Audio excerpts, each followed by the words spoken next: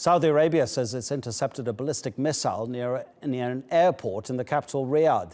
The Saudi Air Force destroyed the missile northeast of the city. Houthi rebels have claimed they fired it.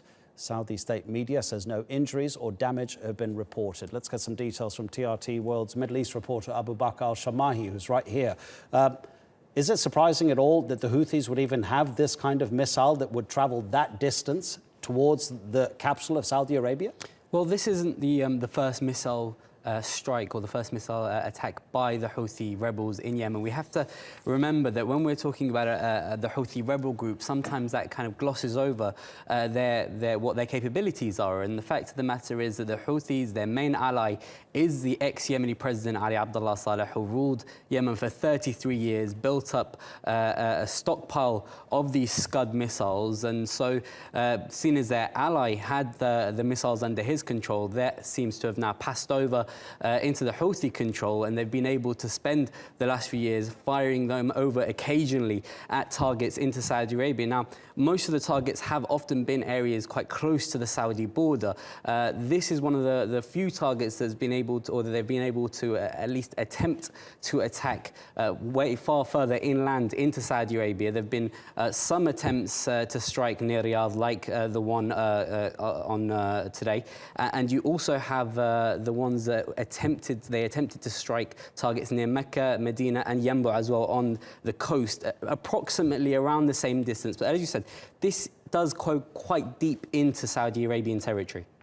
So we have Saad Hariri, the Lebanese now former prime minister, who is backed by the United States and Saudi Arabia. And then he resigns. A few hours later, the Houthi rebels, who are backed by Iran, fire a missile into Saudi Arabia. Do you see it as a coincidence, the timing?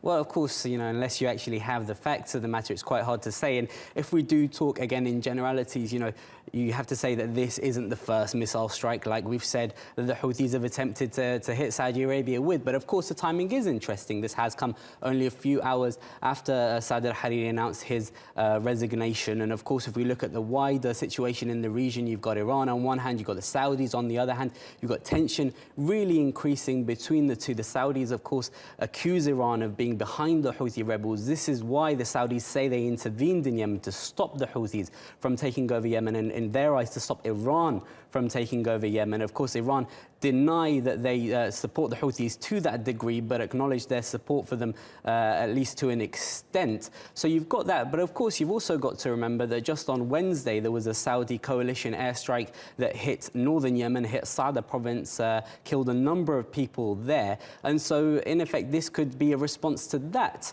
as well, because yes, the wider issues are important to the Houthi rebels and they do see themselves as part of the Iranian camp, but first and foremost it's about the war in Yemen, about the conflict on the ground, and about saying to the Saudis and to the wider region that they still do have the capability to at least threaten the Saudis and their allies such as the United Arab Emirates. And we've had reaction from Iran concerning the resignation of Saad Hariri, saying the allegations that you, sir, have made are totally false. And now we've had Benjamin Netanyahu, the Israeli Prime Minister, talking about Saad Hariri's resignation and warning again of the dangers that he believes Iran poses in terms of Arab affairs.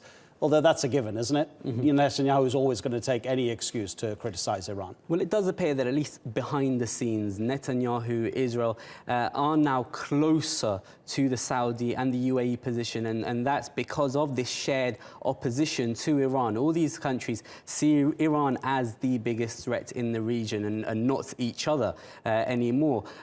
Now, there was a kind of an upturn in rhetoric before the last war that Israel entered in Lebanon in 2006. Rafiq al-Hariri, Saad al-Hariri's father, of course, assassinated in 2005. But things are different this time. You've got the war in Syria next door. Any Israeli intervention into Lebanon, any Israeli war in Lebanon will, in effect, become part of that wider conflict in Syria, which, of course, includes the Russian, includes Turkey, includes all these various different militant groups on the ground. So it's a much more complicated scenario for them. And, of course, Hezbollah are much stronger than they were in 2006. Really appreciate the analysis, Abubakr. Thanks for coming in.